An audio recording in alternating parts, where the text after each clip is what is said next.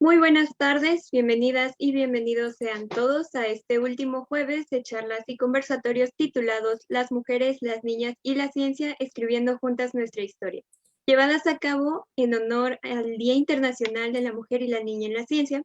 Les recordamos que hoy pues será el último día de actividades y por lo tanto también tendremos dos conversatorios en el que pueden ser partícipes a través de la transmisión vía Facebook.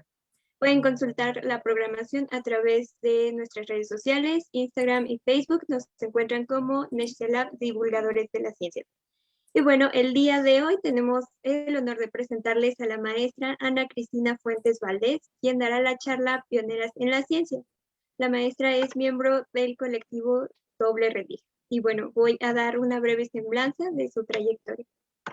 La maestra Ana Cristina Fuentes Valdés es física por la Universidad Autónoma del Estado de Morelos, obtuvo su maestría en óptica cuántica en el Instituto de Ciencias Nucleares de la UNAM y realizó el diplomado en divulgación de la ciencia de la UNAM.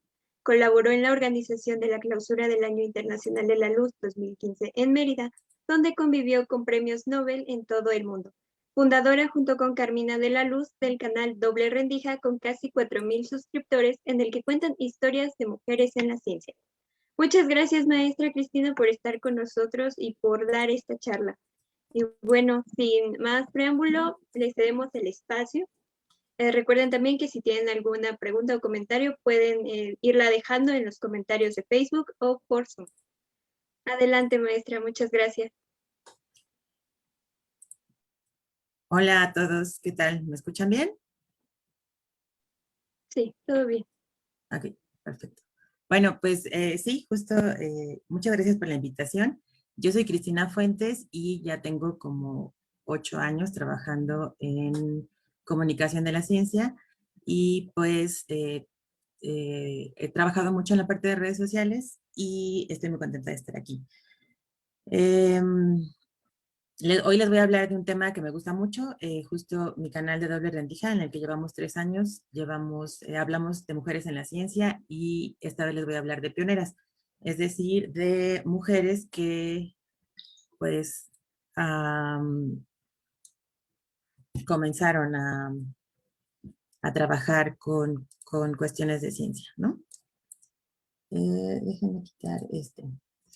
Eh, y bueno, como les decía, pues mi canal hablamos sobre mujeres en la ciencia y se nos ha hecho muy importante y muy valioso hablar sobre este tema porque creemos que justo casi no hay referentes, ¿no? de mujeres en la ciencia. Como que muchas de las investigaciones se han quedado invisibilizadas, ¿no? Hay casos muy notorios, por ejemplo, el más famoso yo creo es el de Rosalind, que ella fue la que descubrió la estructura del DNA. Y yo estoy muy contenta porque justo este 11 de febrero pues hubo muchísimos eventos que hablamos muchísimo sobre mujeres en la ciencia y me parece como muy importante que cada vez es más notorio el trabajo de las mujeres que quedó invisibilizado y también el trabajo que actualmente están haciendo las mujeres jóvenes y también que se habla mucho pues justo de los problemas que tienen las mujeres actualmente a la hora de competir en el mercado o de las posibilidades que tienen, ¿no? Para formar nuevos equipos. Desde hace como un mes pertenezco al colectivo de científicas mexicanas y me gusta presumirlo porque es un colectivo que me parece que trabaja de manera muy horizontal, muy colaborativa y nunca me había tocado trabajar en un lugar así y es como bien padre, ¿no? Y somos puras mujeres, entonces creo que también vale la pena presumir que las mujeres podemos trabajar de otras maneras.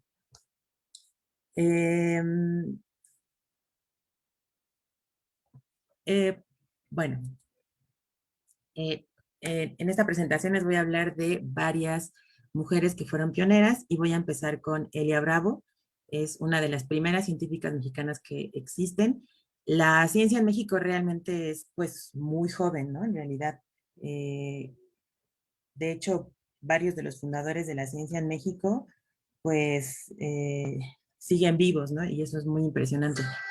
En ese sentido, pues Elia Bravo vivió casi 100 años, de hecho murió creo que 11 días antes de, menos 4, antes de cumplir los 100 años, Y cuando estuvimos investigando su historia, porque todos los jueves en Doble Rendija hablamos de historias de mujeres en la ciencia, pues siempre nos tratamos de ver muchas historias, muchas entrevistas, y a mí algo que me sorprendió de Elia Bravo justo es que tiene a muchísimos estudiantes que hablan bien, muy bien de ella, ¿no? Fue una mujer con mucha vocación, le dicen la reina de los cactus, y desde muy chiquita, nació con el siglo, fue reconocida por su inteligencia, incluso recibió varios premios, bueno, un premio que se le dio el presidente Porfirio Díaz, y aunque pues justo en su vida pasó todo lo de la Revolución Mexicana y todas las nuevas estructuras, pues ella fue una mujer que estaba decidida desde el principio a ser bióloga.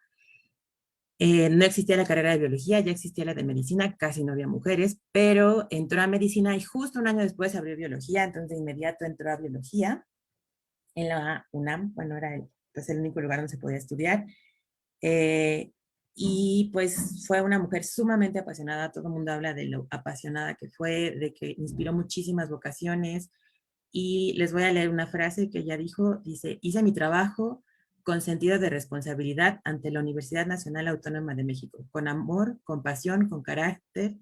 No fue un trabajo con sueldo, fue una grata investigación. A pesar de todo, creo que mi trabajo dejó mucho que desear, pues el conocimiento de las cactáceas no está acabado, siempre se está haciendo.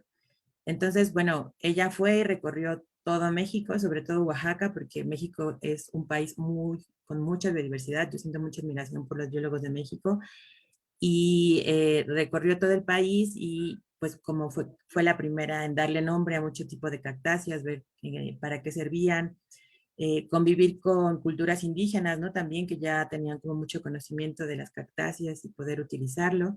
El Jardín Botánico de la UNAM fue fundado en su honor, y pues su amor por la naturaleza nace de los paseos de niña que iba por el barrio de Mixcoac, que se me hace muy bonito porque justo yo vivo aquí en Mixcoac, y ya nada que ver, ¿no? Me imagino que en esa época era como ir a Cuernavaca, estaba súper lejos y era todo muy verde y bonito, y pues de eso ya no queda mucho, pero sí, definitivamente fue una mujer muy apasionada, recorrió sierras, recorrió montañas, desiertos, y pues como les comentaba, murió 4 días antes de cumplir los 100 años. No sé si alguien tenga alguna pregunta sobre Elia Bravo. De igual manera, pues toda la información eh, está en el canal de Doble Rendija en el Facebook, y ahí siempre les ponemos como ligas a otras páginas donde hablan sobre su historia y sobre su vida. Y hace 2 años Google hizo un doodle, ¿no? Un dibujo muy bonito sobre ella. Entonces, pues sí, es una mujer muy interesante. Y bueno, también les quería hablar de Ada Lovelace. Em,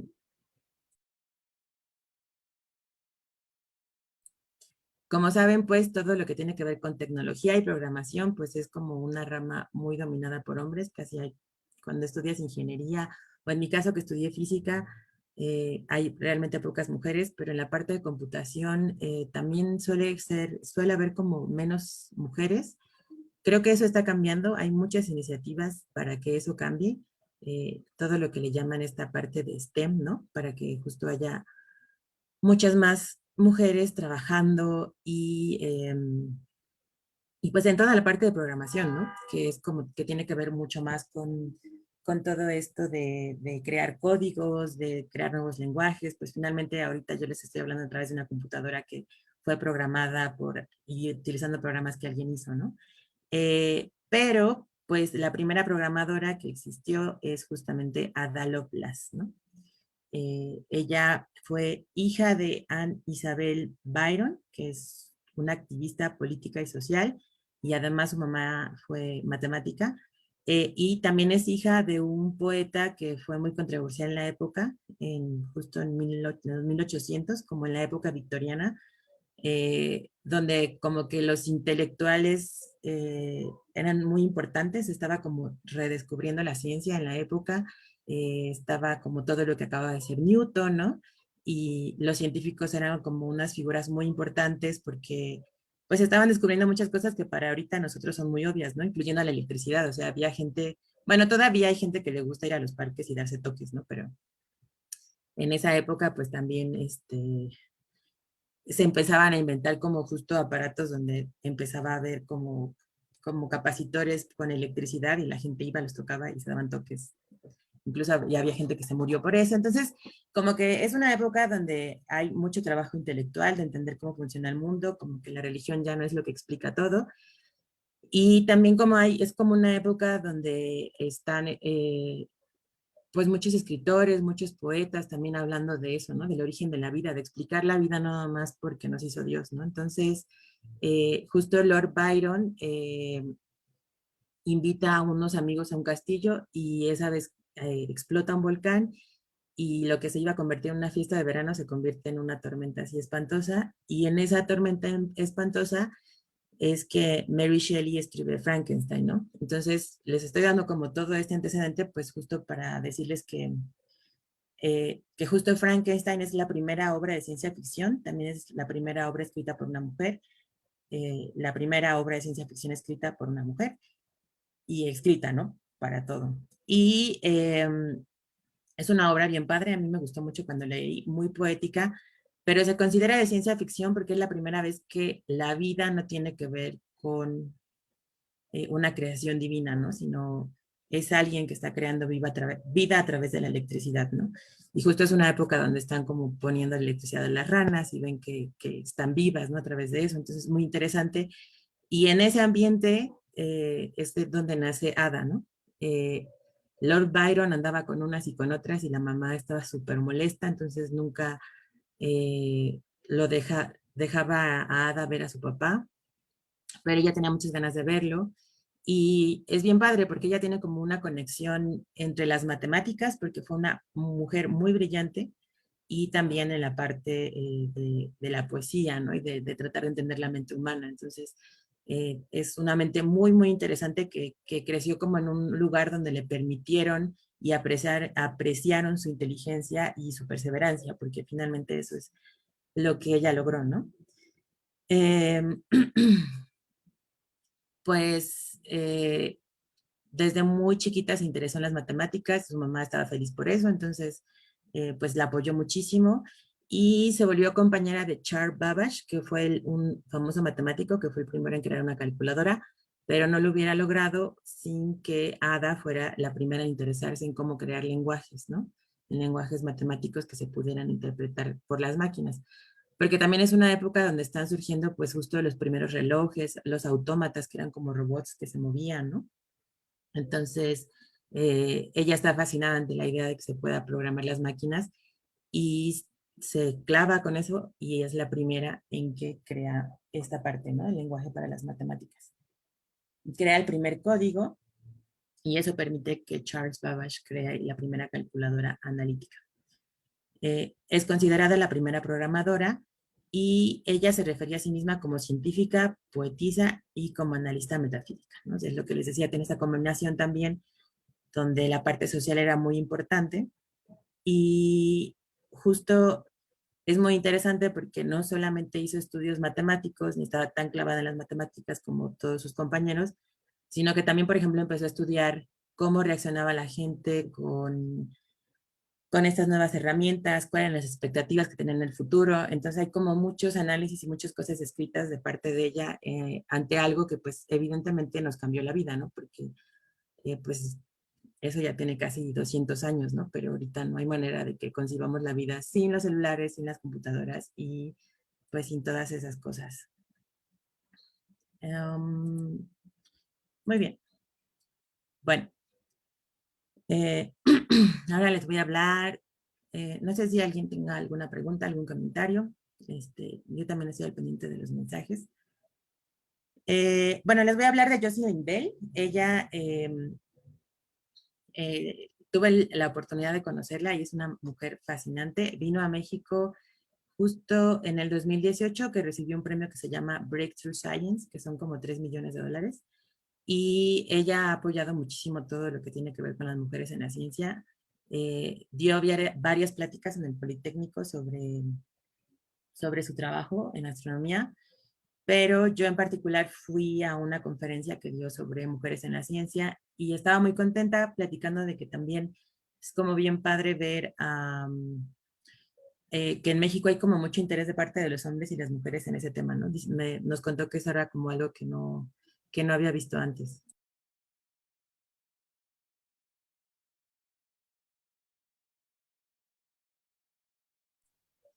Eh, Su historia también es muy famosa, como la de Rosalind Franklin. Es muy icónica en una de las grandes injusticias que ha tenido la ciencia. Eh, Ella descubrió junto a su asesor, Anthony Hewish, el primer pulsar. El primer pulsar son estrellas que colapsaron y tienen como tanta energía que empiezan como a girar y se convierten como en relojitos y flashean.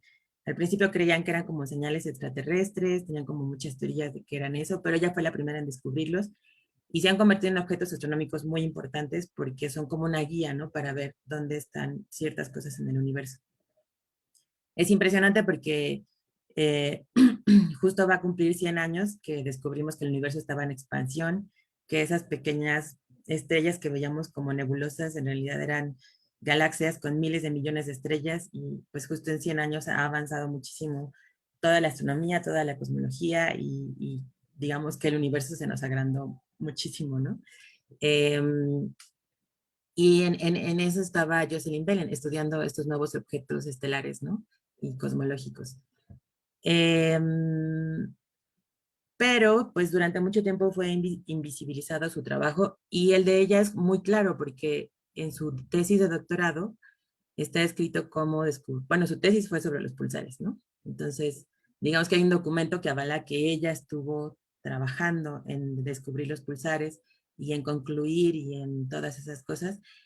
Y a mí algo que me impresiona de las generaciones de mujeres, digamos que si a las mujeres ahora nos cuesta trabajo el mundo de la ciencia, porque es como un eh, mundo muy patriarcal, yo creo.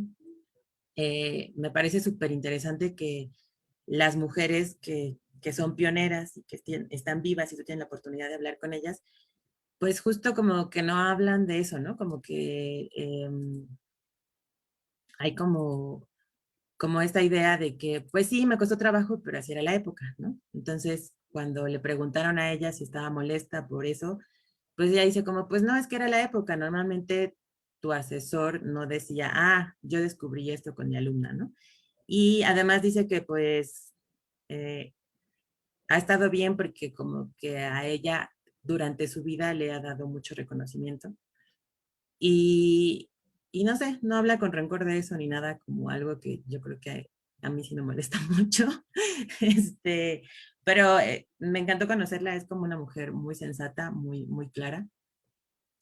Y además también justo ha pensado mucho en cómo hacer que haya más mujeres en la ciencia en otras presiones, ¿no? Como estrategias inteligentes.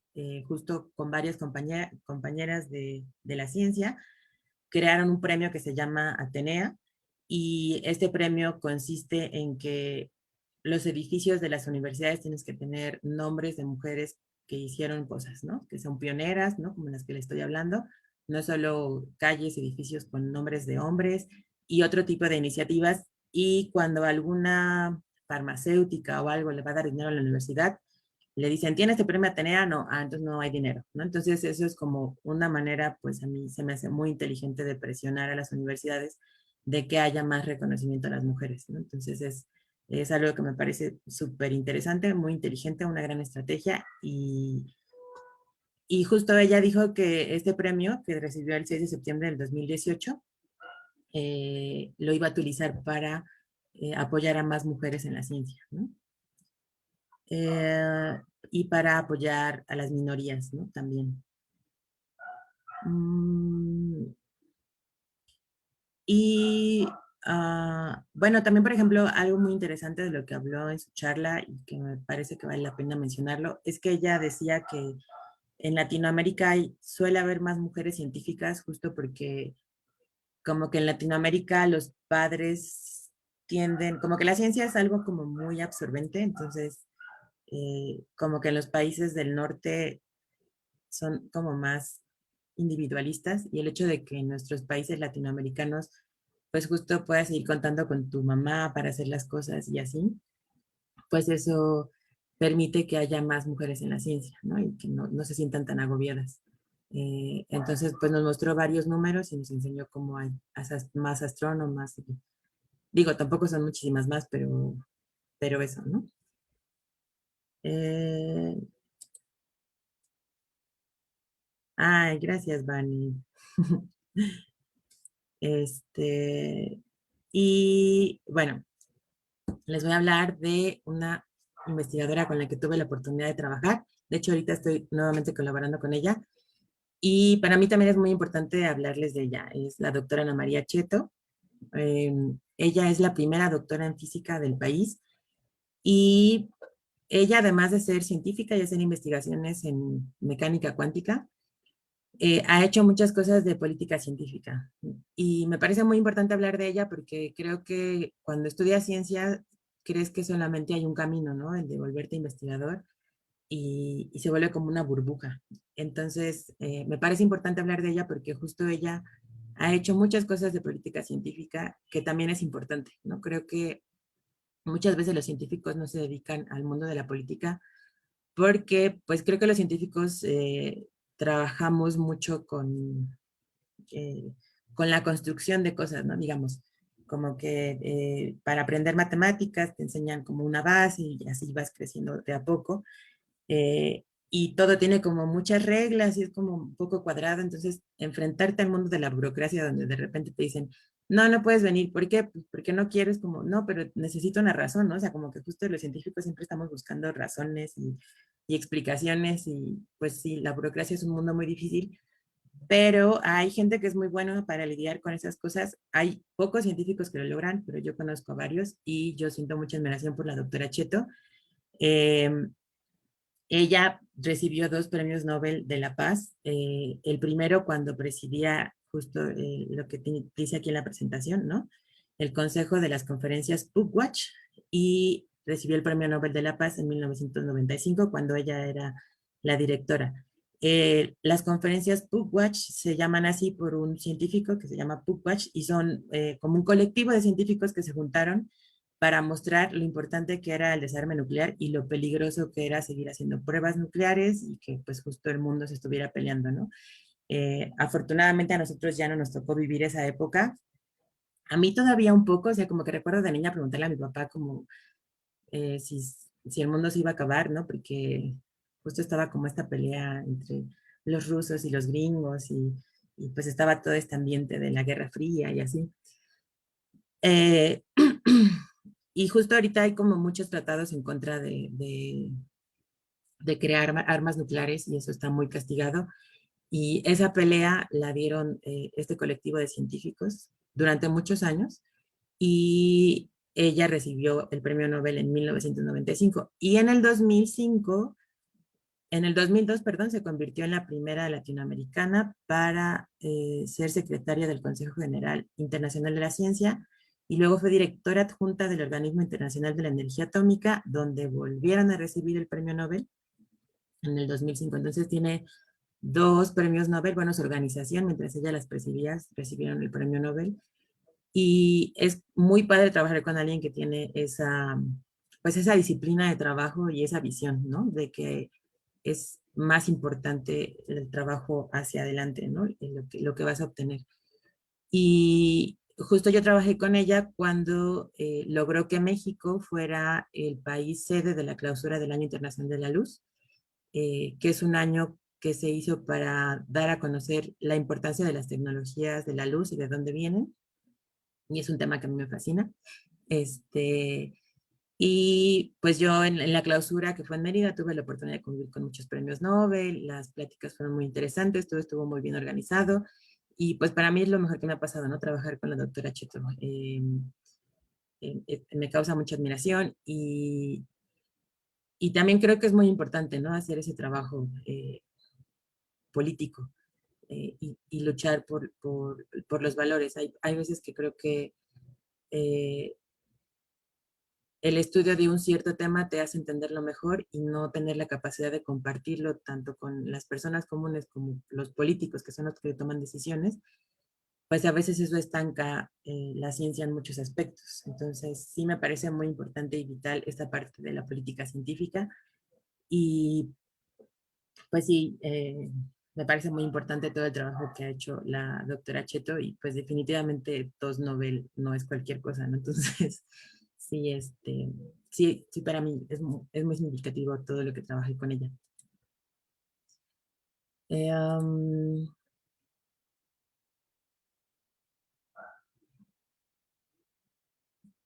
y, per- sí, muy bien, bueno, que estoy leyendo los comentarios y bueno, ya me regañó porque a veces se me sale decir científicos, pero bueno, son cosas que luego tenemos. Ya casi voy a terminar. Eh, Les voy a hablar de Emmy Noether, que también es una matemática que admiro muchísimo, que me encanta, su teorema es bellísimo. Cuando los científicos decimos que un teorema es muy bello es porque tiene muchas simetrías y es muy útil y es muy sencillo. Y justo el teorema de Emmy Noether cumple todo eso. Es de los teoremas más importantes de la física y la matemática. Ella nació en 1882, cuando ni por error las mujeres podían estar en las universidades. Y pues justo también fue una de las primeras mujeres en entrar a estudiar matemáticas. Su papá era matemático y como que ella luego lo iba a cubrir en las clases y todo el mundo reconocía que era una gran maestra, y además reconocían su genialidad en todas partes, entonces como que hubo mucha presión de parte pues ahí sí los científicos, porque casi no había científicos, de los matemáticos, para que ella tuviera la plaza propia de matemática, ¿no? Y bueno, logró entrar a la universidad, logró doctorarse en la Universidad de Erlangen en Baviera, eh, y logró tener una plaza, pero no le pagaban, ¿no? Era como una especie de plaza honorífica. Pero se le considera actualmente como la madre del álgebra moderna. Además, algo muy importante es que fue una gran maestra, sus alumnos hablan igual también muy, muy bien de ella y eh, dejó como escrito muy bien todos sus desarrollos y creó una escuela, ¿no? Entonces eso permitió también justo que su trabajo se viera la importancia de su trabajo, digamos. Como les decía, su teorema, el teorema de Noether, es considerado uno de los más bellos que existen, porque relaciona cantidades conservadas con simetrías. Por ejemplo, en el sistema solar eh, hay una cantidad conservada, hay una simetría, ¿no? Donde todo está girando alrededor del Sol y lo que se conserva es el momento angular, ¿no? Y hay un montón de ejemplos, muy bonito su teorema, me encanta. Y muchas teorías que se crearon en los primeros años del siglo pasado o antepasado, bueno, en 1910, esos años, como la cuántica, la relatividad y todas estas nuevas teorías, pues sencillamente habrían quedado estancadas sin la aportación de ese teorema que es maravilloso. Albert Einstein se refirió a ella como el genio creativo más importante que haya existido desde que empezó la educación. Fue muy reconocida en su época su genio, no vivió tanto, murió de cáncer de ovario, me parece, pero definitivamente su aportación fue vital. También les quiero hablar de Valeria Sousa, una científica que es muy divertida, escucharla hablar es increíble. Y también se me hace una mujer que ha sido muy brillante en cuestión de lo colectivo, ¿no? Ella es investigadora del Instituto de Ecología de la UNAM, es la primera mexicana que es miembro de la Academia Americana de Artes y Ciencias y lo más importante es que ha sido defensora de Cuatro Ciénegas. Cuatro Ciénegas es un lugar en Coahuila, que es un desierto, y ahí hay como unas pequeñas cositas muy bonitas, donde se han descubierto bacterias y microbios de hace miles de millones de años que se quedaron como estancados y que vieron como una evolución aparte, digamos. O que se puede estudiar cómo empezó la vida. Entonces, por eso son muy, muy importantes. Cuando Valeria empezó a estudiar estos microorganismos, porque ella estaba convencida de que quería estudiar eso, eh, las pozas se usaban para que los gringos vinieran a echar desmadre acá. Se usaban para alimentar a las vacas para empresas como Lala, porque pues ya saben que el norte es como muchísimo más seco que acá. Y, y pues sí, o sea, cada vez están peor, a pesar de que ella ha hecho esfuerzos titánicos por resguardarlas y cuidarlas. ya prohibió que se haga como turismo en las, ya logró, ¿no? Que se prohíba el turismo ahí.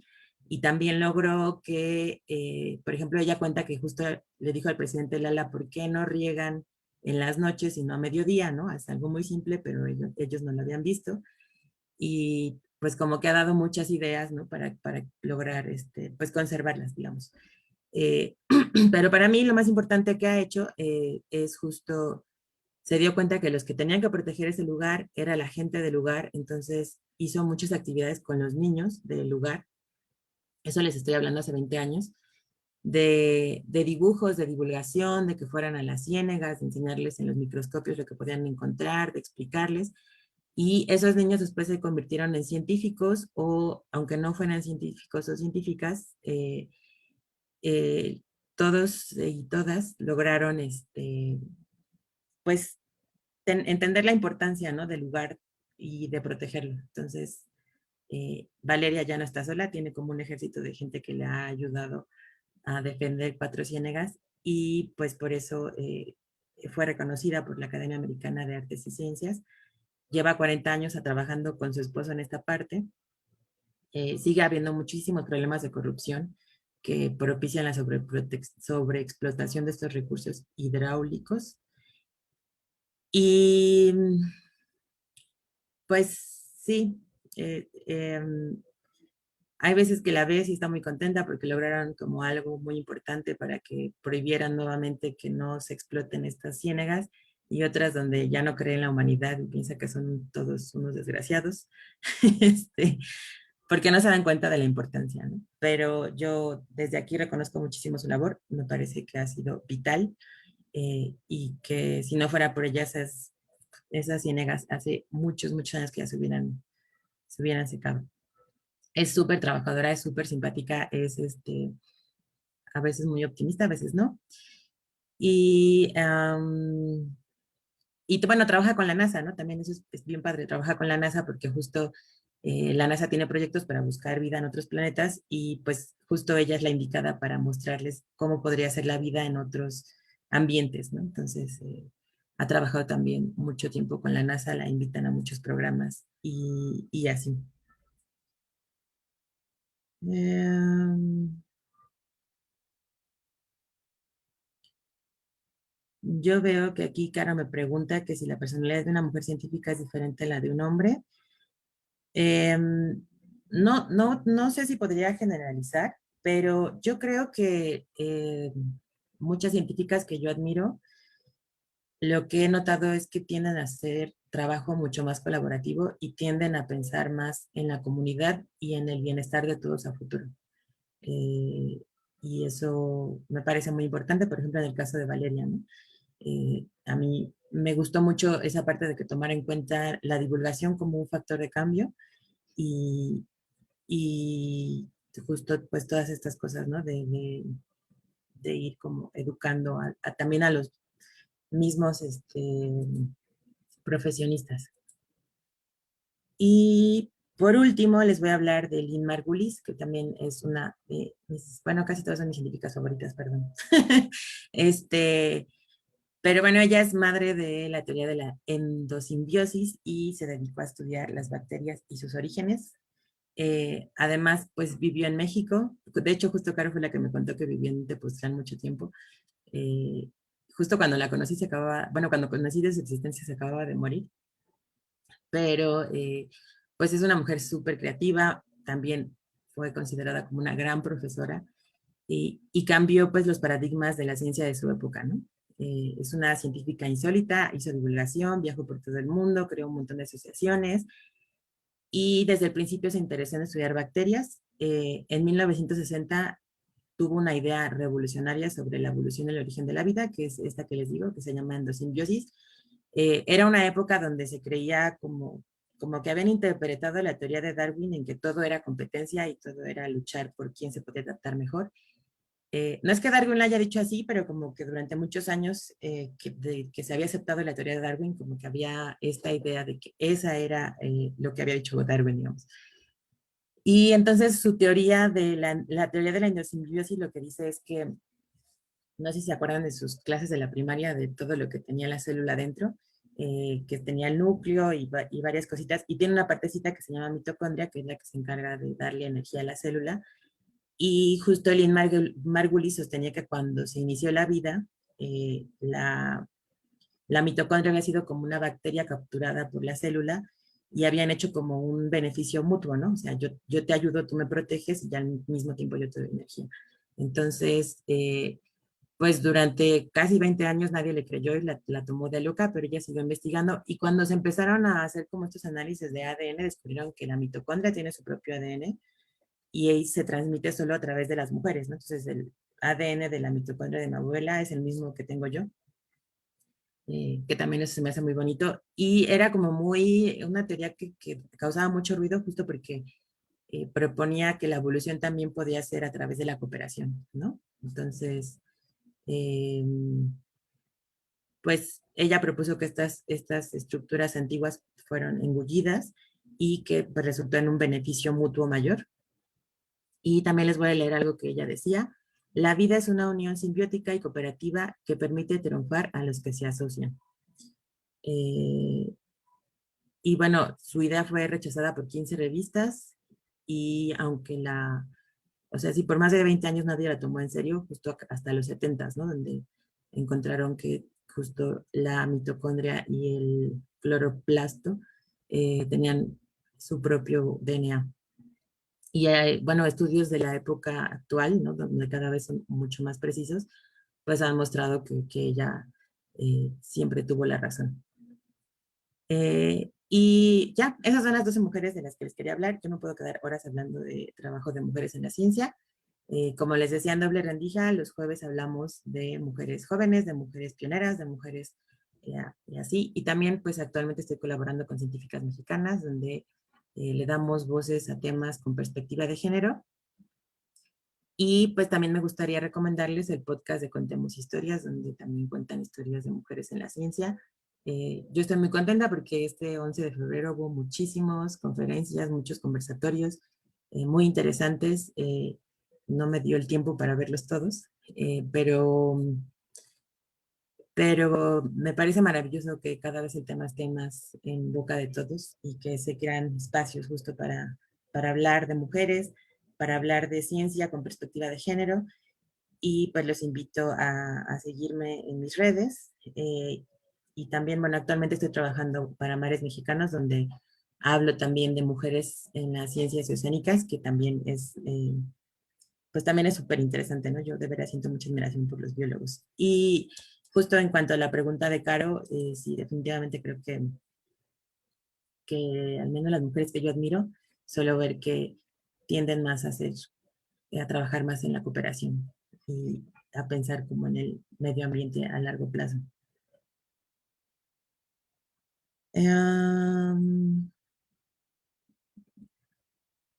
Muchas gracias por las porras.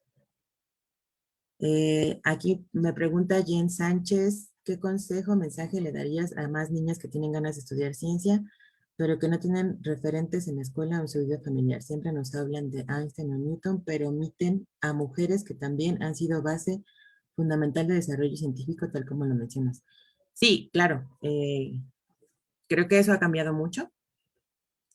Eh, y yo definitivamente creo que las mujeres pueden aportar muchísimo al mundo de la ciencia. Eh, no es que diga que los hombres no, pero digamos que justo nosotras tenemos otra perspectiva y, y hay muchas áreas de la ciencia en la que te puedes dedicar, ¿no? La biología, la física, la química, eh, es como el amor al conocimiento, a la curiosidad, a descubrir cosas. Y bueno, a mí también me gusta hablarles a las niñas cuando hablo de vocaciones, porque de pronto creo que tenemos como una visión muy positivista de lo que es ser mujer en la ciencia, pues también hablar de los problemas actuales de la ciencia, ¿no? Por ejemplo, de que hay eh, partes de la ciencia que están como muy especializadas, de que a veces los científicos no saben de distintas áreas, o que a veces se desprecia justo el trabajo de los que nos dedicamos a comunicar ciencia o los que se dedican a hacer política científica. Pero creo que justo es una época donde a mí me parece increíble porque puedes aprender lo que tú quieras, ¿no? Como que no sé si a mí no me gustaba cómo daba la clase de mi maestro de cuántica, pues a lo mejor podría tomar con otro, pero y ahorita puedes tomarlo con el mejor maestro o la mejor maestra de mecánica cuántica del mundo, ¿no? Entonces, eso a mí me fascina, me parece increíble, que te permita pues como aprender lo que tú quieras, ¿no? Y en el campo laboral, pues ahorita es un poco difícil, pero esas cosas siempre cambian, ¿no? Y yo siento que como nunca este país está lleno de gente ya muy preparada y creo que va a haber como una transición donde justo quizá haya más científicos que hagan empresas o científicas que creen sus propios laboratorios eh, o en ciencias sociales, ¿no? También que creen un trabajo mucho más horizontal con comunidades. Entonces, pues sí, en general soy optimista. Yo creo que vale la pena hacer lo que te gusta. Definitivamente estudiar ciencias muy apasionante, te ayuda a entender el mundo de otra manera y no es la única área donde te puedes apasionar, están pues también otras, pero sí, un consejo que siempre te dan cuando te dicen que quieres estudiar, pues te dicen como haz algo que te guste mucho y sí, definitivamente es un buen consejo, suena muy cliché, pero cuando las cosas se ponen duras, porque se van a poner duras, el saber que eso que haces te apasiona y te gusta, te hace seguir, ¿no?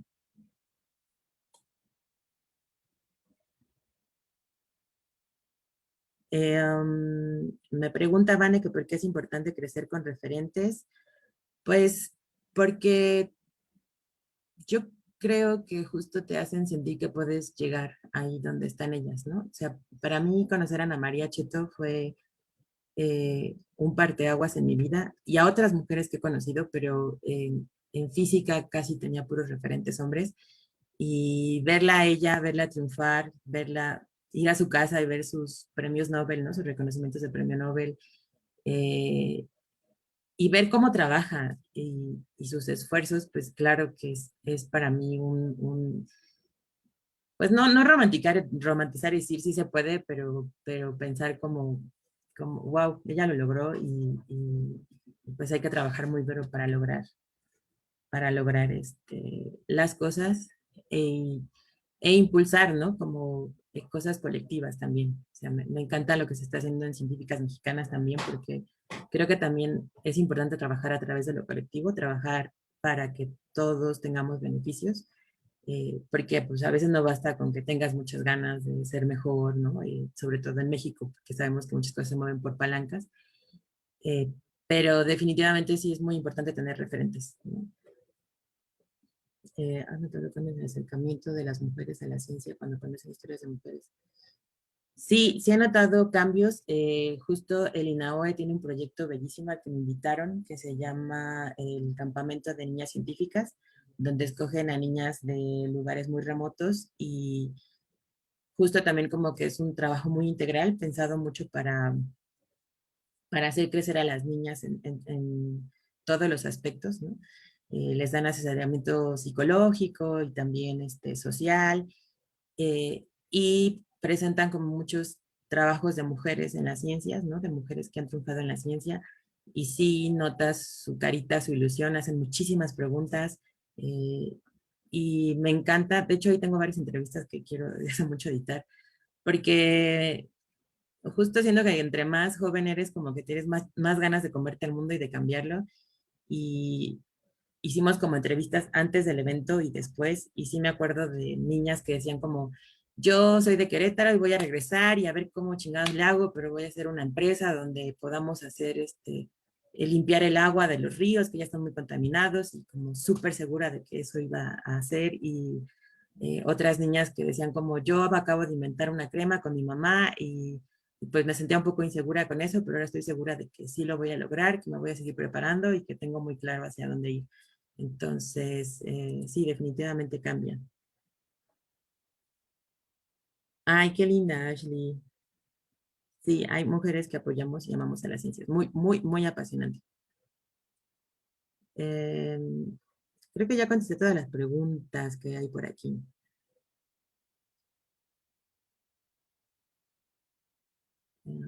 No sé si si alguien quiera comentar algo más. Sí, precisamente ya di lectura a la mayor parte de los comentarios. Y no sé si alguno de los presentes o que esté aquí en Zoom guste hacerle alguna pregunta a la maestra Cristina. Me pueden prender con toda confianza su micrófono.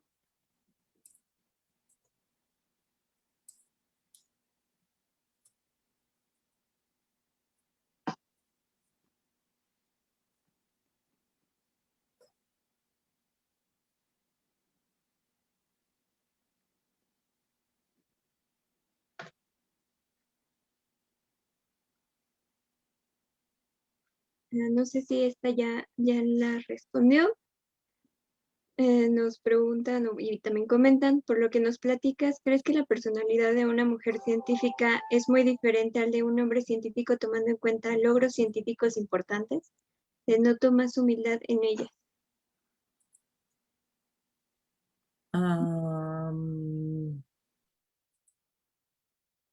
Sí, yo lo que decía es que lo que he notado es que las mujeres suelen pensar más en trabajos colaborativos.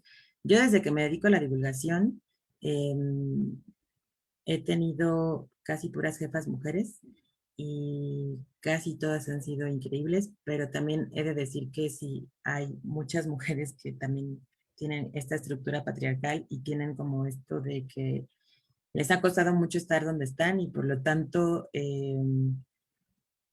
como que te van a poner el pie, ¿no? Porque no quieren que llegues, o cosas así que son un poco rudas. Eh, cuando era física, digamos, porque hace mucho que no hago investigación, ahí sí tuve puros jefes hombres y en mi experiencia los hombres son como mucho más desapegados, como que les importa que tú produzcas y no se preocupan porque el laboratorio tenga un buen ambiente o cosas así. Es como, a mí esas cosas sociales y emocionales son cosas poco objetivas que a nadie le importan. Lo más importante es que produzcas artículos y yo pueda hacer SNI y ya, ¿no? Y cuando empecé a trabajar en la divulgación, me tocó he trabajado casi con puras mujeres y sí, en ese sentido son muy distintas, ¿no? Como que justo tratan como de ver en qué eres bueno, qué cosas te gustan, en qué cosas puedes aportar más. Y, y es una gran experiencia. Por ejemplo, ahorita en Mares Mexicanas, mi jefe es un hombre eh, y yo siento que ya tengo más recursos para decirle, sí, tú crees que es así, pero yo también soy experta en esto y es por acá. Y creo que cuando empiezas a trabajar y no, como que no tienes esas herramientas porque creo que justo te enseñan como mujer, quieras o no, a que tienes que ser sumisa y a que siempre tienes que decir que sí. Y creo que mis primeras experiencias con jefes, mujeres, pues justo en general sentía que eran más empáticas y que trataban de entender en qué era buena y eso me permitió crecer en muchos aspectos, ¿no? Y, y esa experiencia la he escuchado en otras personas que se dedican a la ciencia, que justo sus jefas de laboratorio suelen ser mucho más empáticas, ¿no? Pero no siempre, ¿no? O sea, también hay mujeres que son terribles, ¿no? Que tienen esto de que me cuesta mucho trabajo y voy a arrastrar con el que pueda y si veo que eres bueno te voy a meter más el pie porque no quiero que bajo ninguna circunstancia te acerques a mi puesto, ¿no? Y es muy frustrante trabajar con gente así. Los hay. No sé si contesté la pregunta. Bueno, no sé si alguien más guste hacer una pregunta, un comentario, y no también ya para ir cerrando. Y bueno, también de antemano le agradecemos mucho por estar aquí con nosotros, maestra Cristina, por esta charla y por darnos a conocer más mujeres en la ciencia que han realizado y que siguen haciendo algo para que más chicas se interesen por este tipo de vocaciones científicas. También los invitamos a que vayan a checar las redes sociales de Doble Rendija, realizan contenido muy interesante. No sé si pueda compartir nuevamente por aquellos que no estuvieron al final de su charla, para que Sí, puedan ir a su Facebook y también a su canal de YouTube. sí. por ahí se los dejo. Y también lo dejo en los comentarios, ¿no? Pues, por si quieren estar en Doble Rendija. Y también que nos sigan en Mares Mexicanos. Bueno, Y entonces, igual si tienen más preguntas, yo casi siempre contesto los mensajes de Doble Rendija, entonces estoy ahí al pendiente. Y pues también les agradezco mucho a Nextelab por invitarnos, estuvieron muy al pendiente, nos invitaron con mucha antelación, muy organizados todos sus eventos. Y pues muchas gracias y cuando quieran pues volvemos a colaborar juntos. Yo encantada. sí, claro, será muy interesante volver a estar con ustedes, a volver a realizar otro tipo de actividades también dirigidos a esta área de la mujer y la ciencia. Y bueno, sin más, entonces nos despedimos. Les agradecemos a cada uno de ustedes que estuvieron conectados en la transmisión y aquí también en el Zoom, por el tiempo que se dieron también de estar aquí. Y bueno, les recordamos que todavía hay un par de actividades más. Son conversatorios que se llevan a cabo a las 7 más o menos. Pueden revisar la programación en el Facebook de Nestiela y ahí podrán checar más a detalle. Y bueno, muchas gracias nuevamente, maestra Cristina, por estar con nosotros y por esta charla. No sé si guste dar un último mensaje antes de que eh, cortemos aquí la transmisión. Para Pues, los que quedan aquí escuchándonos. pues nada más que sigan nuestras redes, que sigan creando espacios, que se unan a conversatorios, que eh, creo que como nunca estamos llenos de información, pero también es importante pues discutir esa información, compartirla y lo que quiero decir es que siento que es muy importante pues que tengamos la capacidad ahorita dije, creo que hay muchos espacios y muchos podcasts, muchos gente que se dedica a hacer YouTube, eh, que hacen mucho trabajo por detrás para que la información que tú tengas sea mucho más dirigida y que te haga a ti quizá cambiar de opinión o dudar de lo que crees. Y eso a mí me parece vital. Y me gusta mucho estos espacios, cosas que se hacen en Científicas Mexicanas, eh, y podcast como Radio Ambulante, como La República del Placer. Creo que hay como muchos lugares donde uno puede aprender y cambiar tus ideas o repensarlas, ¿no? Creo que es una buena época para construir un mundo mejor, digamos, aunque el panorama se vea un poco raro. Y pues gracias por quedarse hasta aquí y gracias por invitarme. Gracias a usted. Y bueno, recuerden que nosotros somos Neshtia Lab, divulgadores y divulgadoras de la ciencia. Y pues nada, los esperamos en los conversatorios y estén al pendiente de nuestras próximas actividades del mes de marzo. Muchas gracias y nos vemos.